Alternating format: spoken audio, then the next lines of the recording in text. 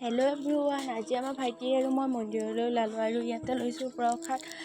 কুঁহিয়াৰ, টেঙা ইত্যাদি বহুত কিবা কিবি ল'লোঁ আৰু এনেকৈ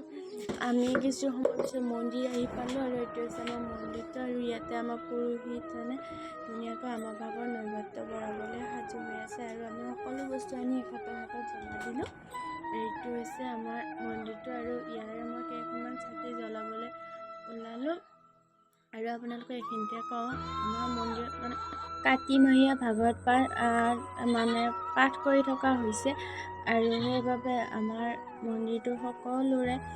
এদিন এদিনকৈ পাল্লা পাতি দিয়ে আৰু সেয়েহে আমাৰ আজি পাল্লা আমাৰ মানুহ বেছি হোৱা হেতুকে মানে আমাৰ মন্দিৰটোৰ সদস্য বেছি হোৱাৰ বাবে আমাৰ মানে কাতি মাহত ভাগ নপৰিলে আৰু আজি হৈছে আঘোণৰ 1 তাৰিখ, সেইকাৰণে আজি আমাৰ পাল্লা আমাৰ ভাগ পৰিছে আৰু সেয়েহে মন্দিৰলৈ আহি